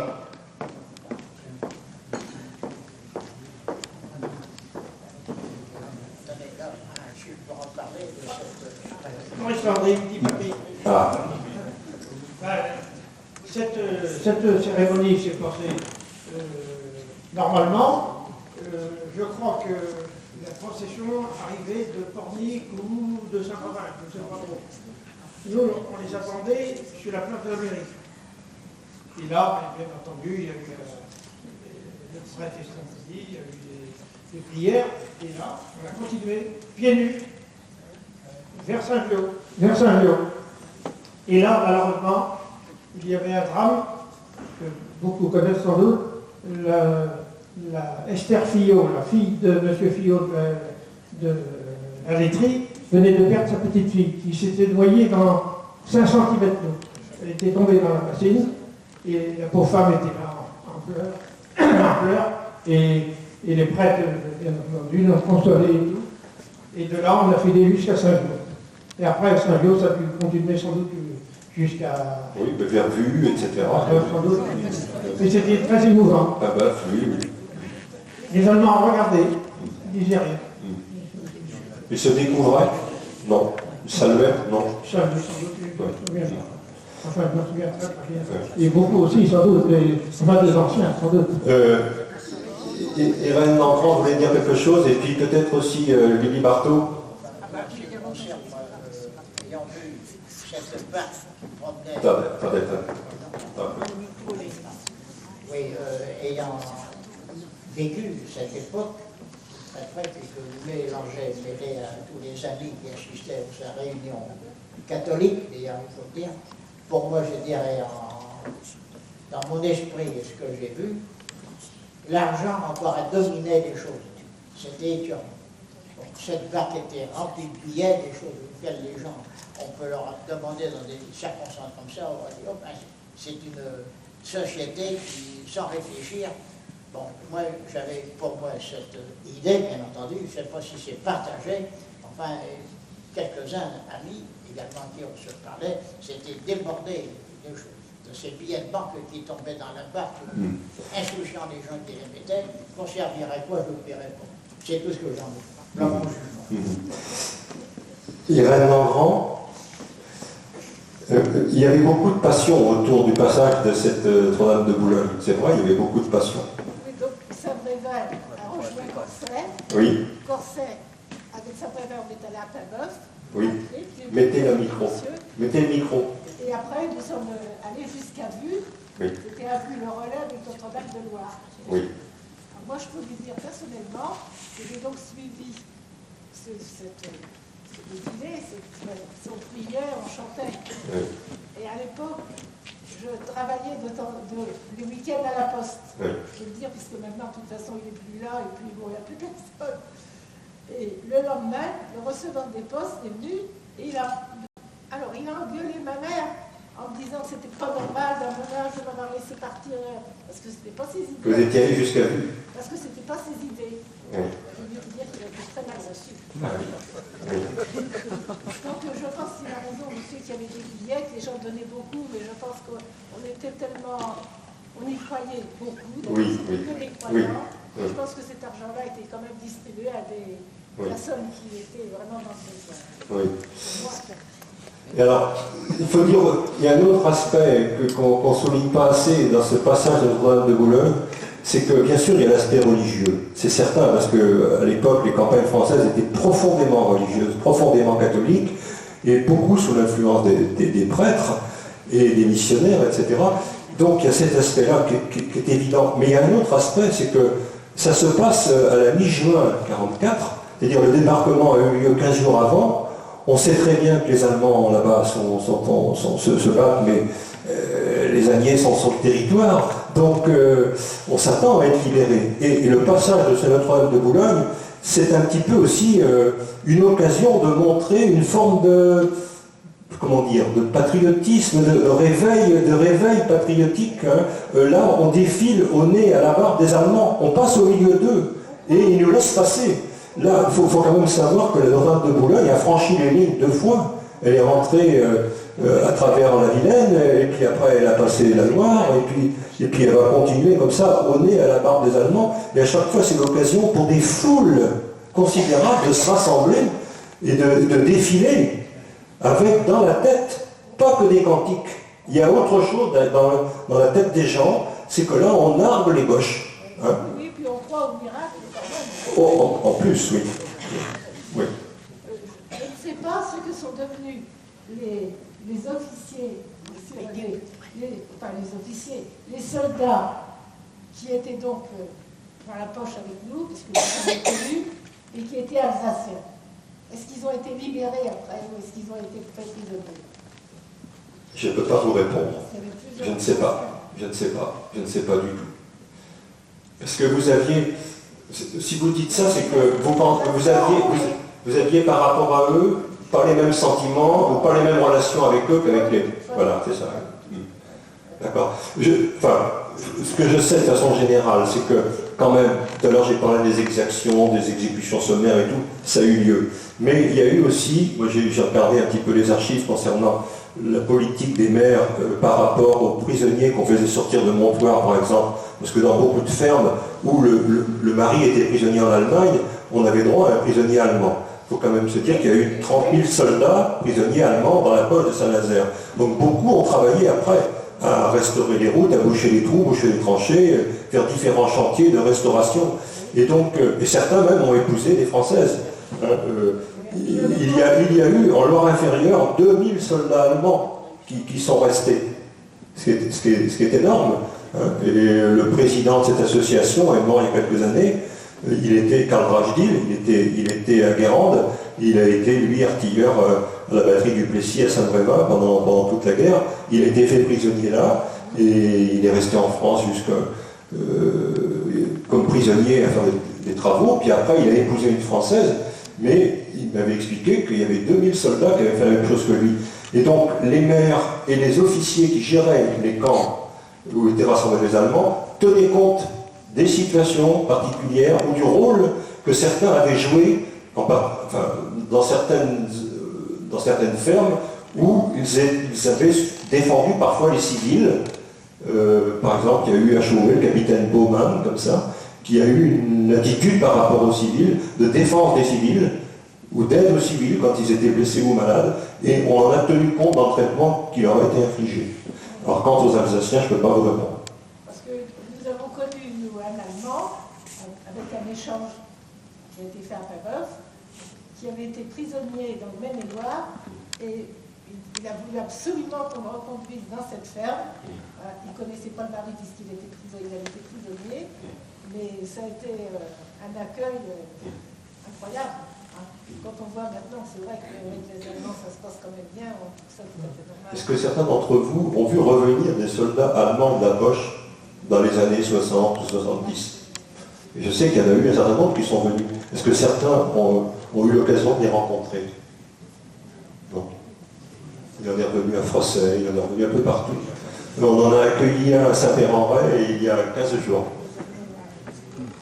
Oui, bonjour, Béatrice Guillet, je parle au nom de mon père et de son ami qui ont été soldats dans la poche. Ils sont partis justement de l'armée, intégrés à l'armée régulière, et ils ont écrit pas mal de choses à ce sujet. Et notamment, pour répondre à la question, les bataillons de malgré nous ont été envoyés en Afrique, à Tataouine, dans les bataillons disciplinaires d'Afrique.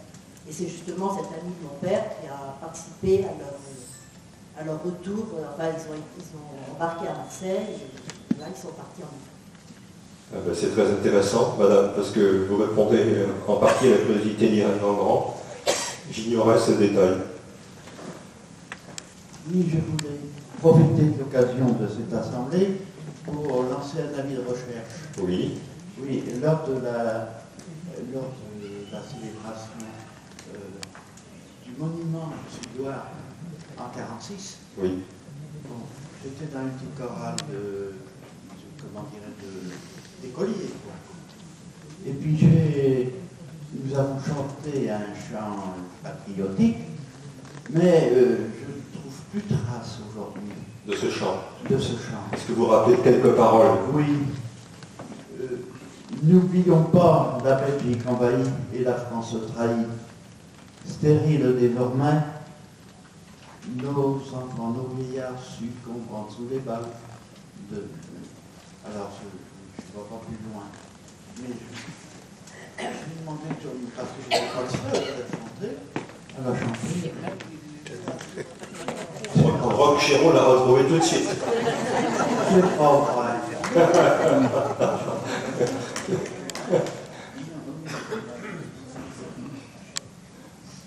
Et ben voilà.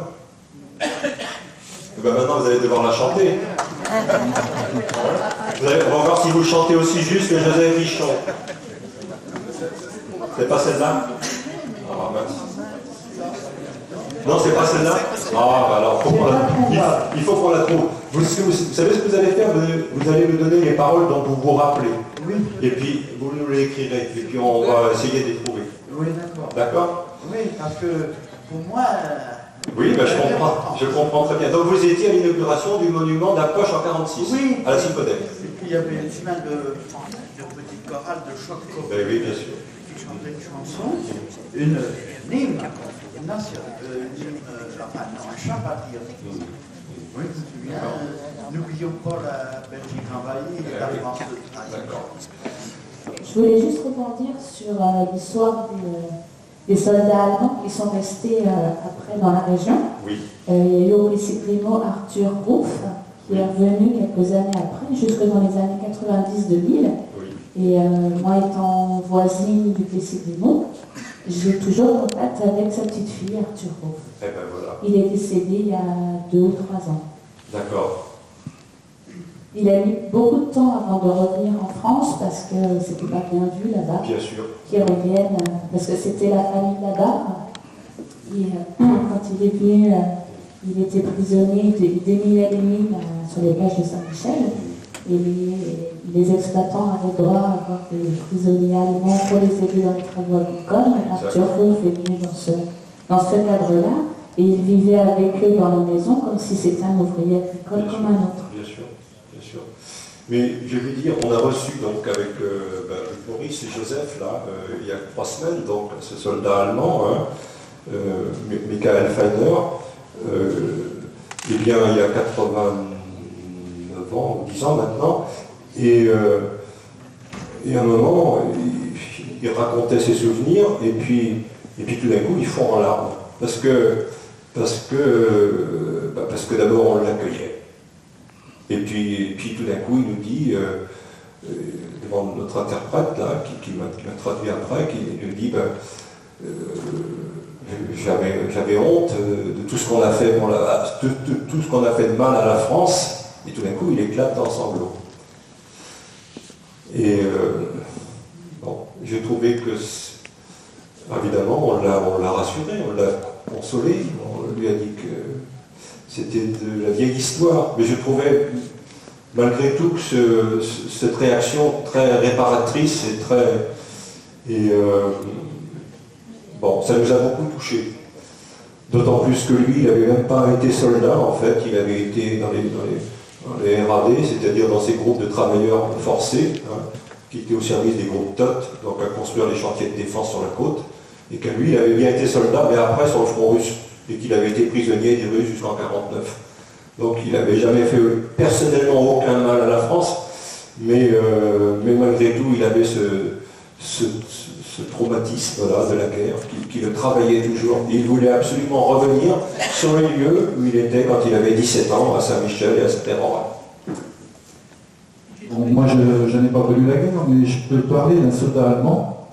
Il y a quelques années, dans les années 85, ma mère m'appelle et me dit il y a un soldat allemand qui veut revenir à Corset. Je dis pourquoi? Il voudrait savoir si les blocos de la Berlin sont toujours en place, etc. Je dis pourquoi pas, là les blocos sont en place.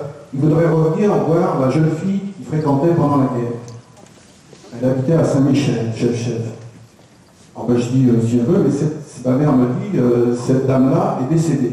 Il me dit, ça fait rien, je viendrai sur sa tombe. Il s'appelle Willy. Et donc, voilà Willy qui arrive à la Bichonnette, parce que j'habitais à la Bichonnette, à Saint-Péran-Vert à cette époque-là. Et très, très courtois, mais inquiet. Alors, je lui dis, qu'est-ce que vous faisiez la batterie de la Mabilette? Il dit, j'étais l'ordonnance de l'officier qui commandait la batterie de la Mabilette. Il dit, nous avions 4 canons de 105 mm. Et il y avait 140 soldats allemands à la Mabilette. Il était très au courant de ce qui se passait, puisque c'est lui qui remplissait le journal de la batterie. Donc il arrive, nous allons donc à la Mabilette voir les blocos. Alors il regarde le grand blocos que vous connaissez sur le bord de la route. Il dit oui, là c'était les munitions, on avait un canon double en dessus, il me donnait pas mal de détails. Et je dis, tiens, on va aller à la ferme, je crois que c'est de Nyon, à côté, là, il dit, on va aller voir les fermiers, puisque comme vous le savez tous, les Allemands allaient se ravitailler dans les fermes les plus proches pour manger des œufs, du lait. Ma mère me disait, on leur faisait des omelettes. Nous, c'était les Allemands qui étaient au projecteur de la Noël, qui venaient chez nous. Et donc, il y avait par exemple un Alsacien parmi eux, qui s'appelait Karl. Ils avaient rebaptisé son nom, il s'appelait Charles en réalité, mais les Allemands l'avaient baptisé Karl. Et donc, on va aller voir de nous. Alors, il était inquiet. J'ai dit, bon, on va aller voir.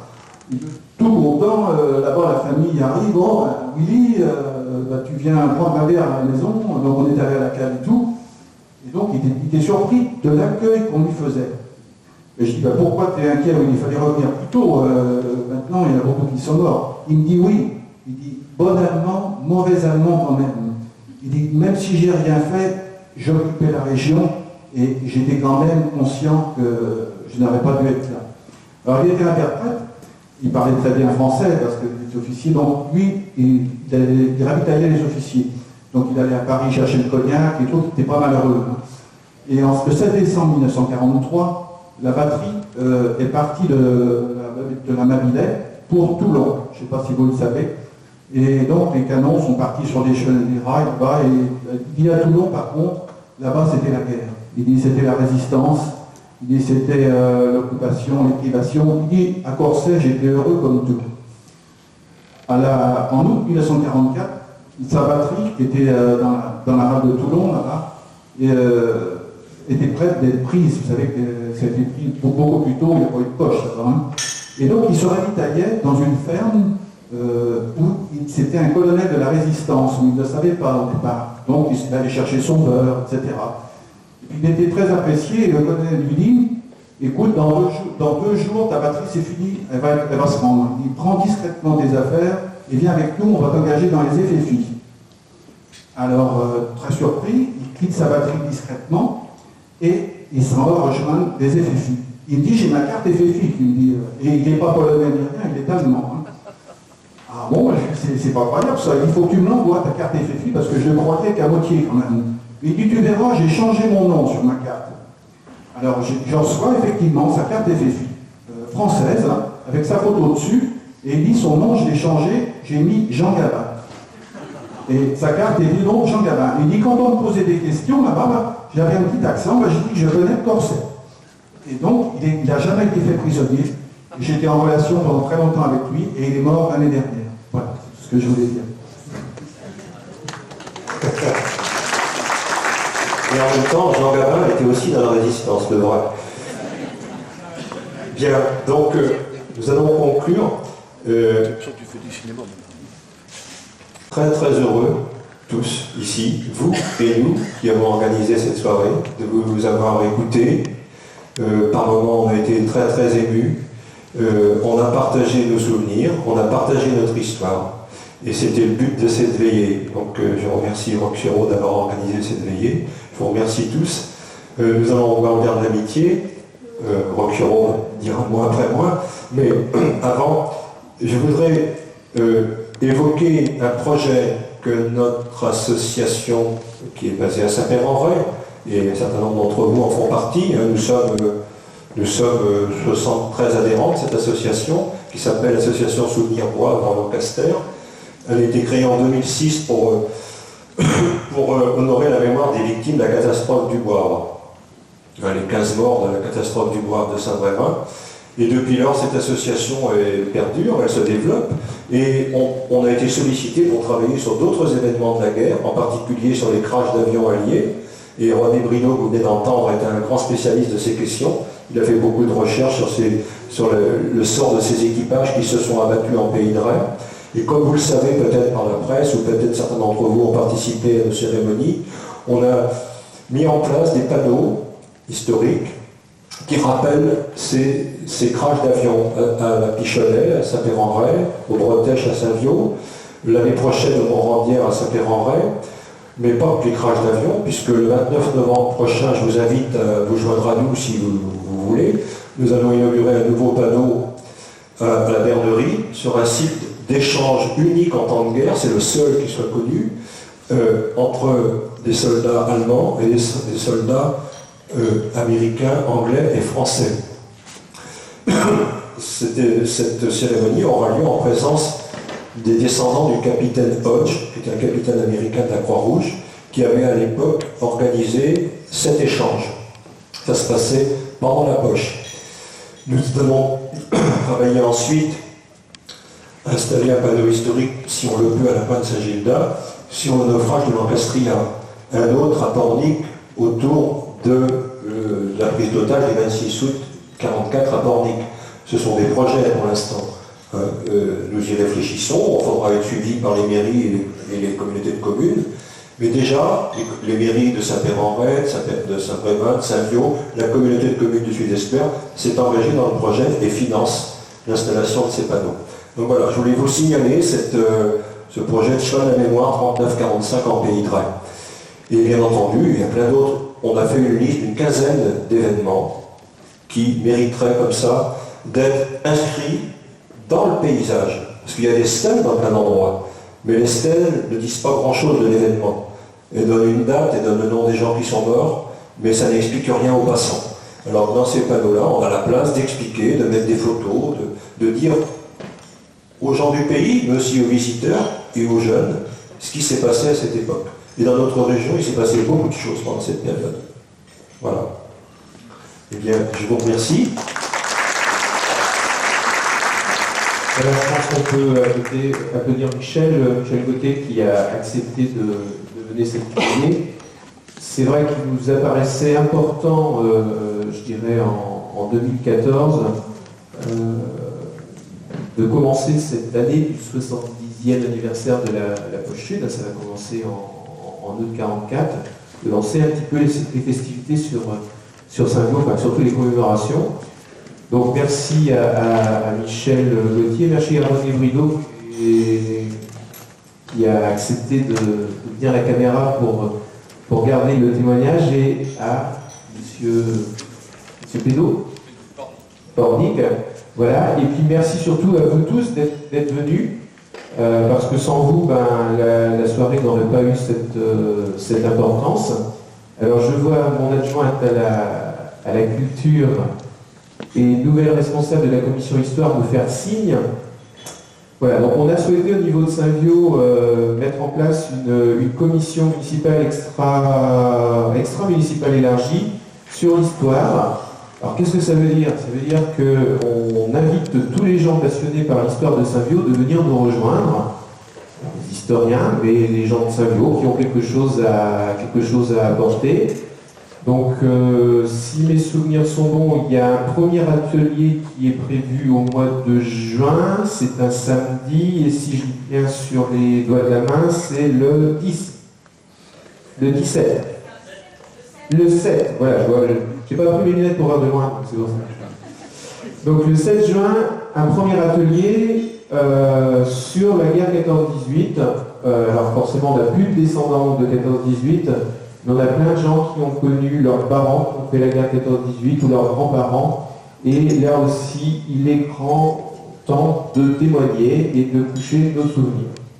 Donc, vous pouvez prendre contact avec la mairie de Saint-Viau qui vous donnera les modalités pratiques pour vous inscrire à ce groupe d'histoire municipale. Voilà. Et puis, je vais vous inviter à venir partager le verre du italien.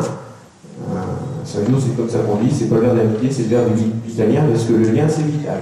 Voilà. Je demande encore 30 secondes. Moi aussi, je lance un appel. Il y a Ambroise Berthebault qui a dit qu'il voulait retrouver cette chanson, mais je pense aussi que parfois, on a gardé chez soi des documents, des journaux, suite à un article qui est paru il y a quelques jours dans West France sur la poche, là, j'ai été appelé il y a 3 ou 4 jours par une vieille dame de Bourneuf-en-Ray qui me raconte ce qu'elle a vécu le 21 décembre lors de l'attaque de la Siconnet Chauvet. Elle était sur place, elle avait 9-10 ans à l'époque, elle se rappelait très très bien, elle m'a raconté plein de choses, et elle me dit, mais vous savez, l'abbé Oliveau tenait un journal. Et personne ne s'est jamais servi de ce journal. Il n'a jamais été utilisé par les historiens, il n'a jamais été diffusé. Et il y avait une personne qui l'avait, mais cette personne est morte. Elle n'a jamais rien fait. Et moi, je l'ai recopié entièrement.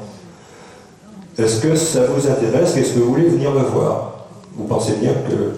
Donc, je vais la voir la semaine prochaine. Et je ne sais pas ce qu'il y a dans ce journal, mais si Abbé Oliveau a effectivement tenu un journal, j'imagine qu'on va y trouver beaucoup de choses intéressantes. Voilà, donc il n'y a pas d'autres Abbé Oliveau dans la salle, mais il y a parfois des gens qui ont tenu des journaux, qui ont fait qui ont écrit des petites choses. Donc pensez aux historiens qui rassemblent toutes ces choses pour essayer de les mettre à la disposition de tous. Parce que ce qui reste dans un tiroir chez soi, bon, c'est les enfants qui le trouveront un jour. Ça restera dans la mémoire familiale. Mais ce qui est important, c'est de le partager avec tous. Voilà. Merci bien.